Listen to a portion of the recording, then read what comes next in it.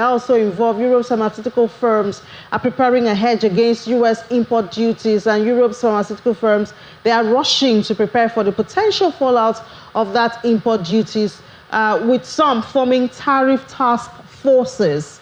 Yeah, that's what analysts have called it, and they are warning that these levies on the sector could break global trade rules. Companies say that they've installed their first ever tariff task force to manage uncertainty surrounding U.S. President Donald Trump's proposed trade charges, with some production likely to be directly impacted.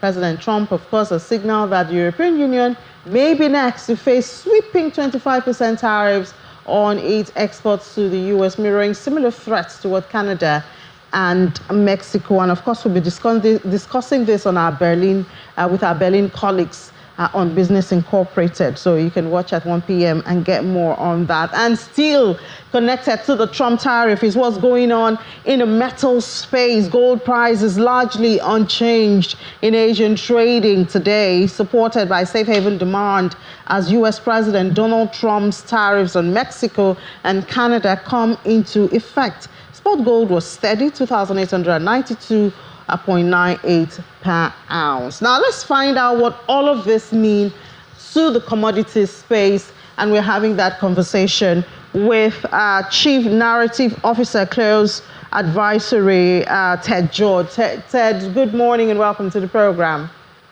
Good morning. It's good to be back. Yeah. So World Trade Organization had already warned that, this tariff and retaliatory tariff is not going to do anyone any good.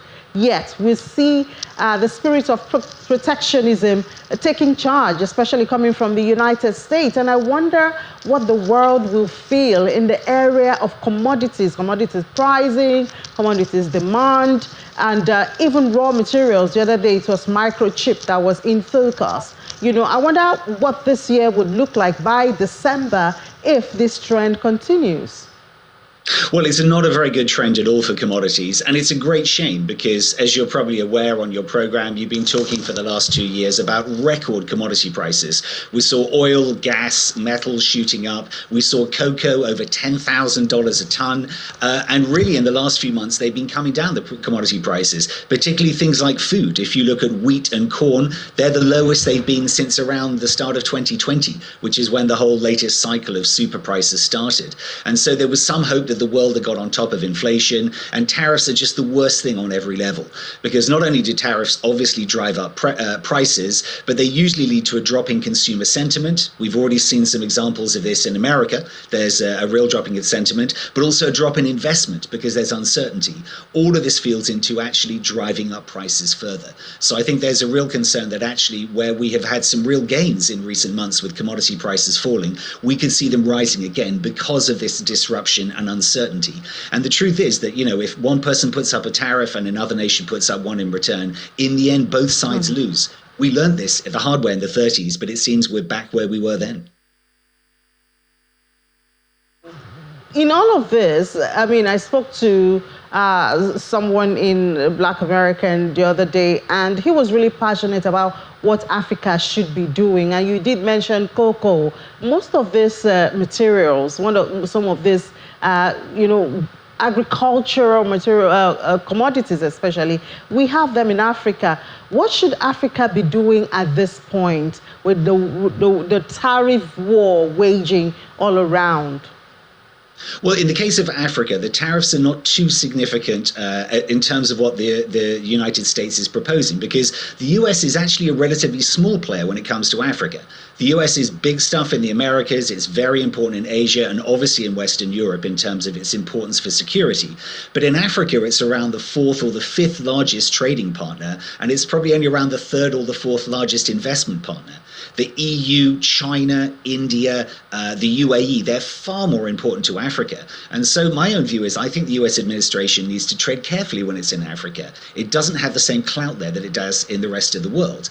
And in fact, most of the exports of Africa to the US, they used to be oil. There's a lot less of that now because the US has increased its own production. But it's only certain sectors that are threatened. If we think about AGOA, the Africa Growth and Opportunity Act, a lot of South Africa's car exports go to the USA under that. So that could really hurt South Africa and that particular sector. But generally speaking, I think the US has to tread carefully, because if it's worried about other countries falling under the influence of Russia and China and India, if it starts pushing a very hard tariff and aggressive policy on trade in Africa, it could push them right into their arms. Yeah, but Africa has to be ready. Africa has more of raw materials without adding value. I guess that's why they're even talking about the cocoa exchange now, if that could, help package some of those products for international exports. Absolutely. And this is a project I'm working on for the International Cocoa Organization to create an Africa Cocoa Exchange.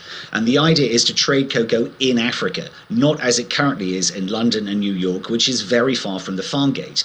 And the real aim here is to give more transparency, to actually cut out a lot of the middlemen, and to enable the farmers, the cooperatives, the local processors to get a better price, a more accurate price, but also a lot more value addition as well.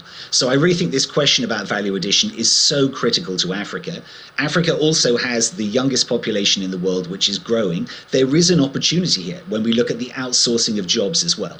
And so this could be an opportunity to grasp onto that, particularly as we see some of these more traditional areas, which were manufacturing hubs, take China, simply become too expensive compared to other parts of the world. Yeah, but Africa still has to think about its infrastructure. Does it have its infrastructure developed to enable its export? That's also seems to be another challenge. Absolutely. And look, I think, as everyone knows, the big issue above all is power. It's all about energy. As you'll know, in Nigeria, there are some people who live in Lagos who have 3 generators. One in case the network goes down, another in case the generator breaks, and another as an emergency for the generator of the generator. This problem about not being able to guarantee power is really problematic if you're trying to have some kind of industry. And obviously, if you're doing something agricultural, you need to cool a product. You need electricity. So that's one of the keys. But the other thing, of course, is everything about roads and ports and infrastructure.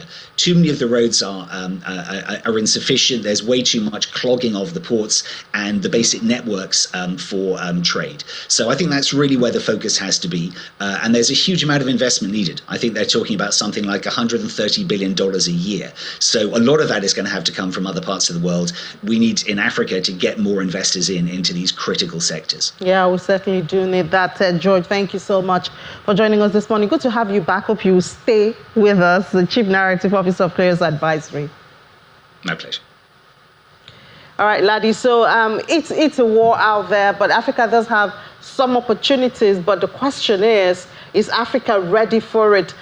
Because you don't just wake up and go into export to fill in the gap, perhaps, of the trade relationship between China and the US, for instance. You need to have developed your infrastructure, your products, your agricultural produce to be able to meet up with the demand and the standards. And Africa should have started this yesterday, but it's never too late to start. And I did hear Ted there mention some Nigerians have 2 or 3 generators. But the solar gang will say, what's a generator at this point? Right, thank you so much, Aini, for giving us the details. So that's the show today. Thank you for watching. I'm Ladi Williams from me and the team right here at Channels HQ's. Bye for now. See you at 1 p.m.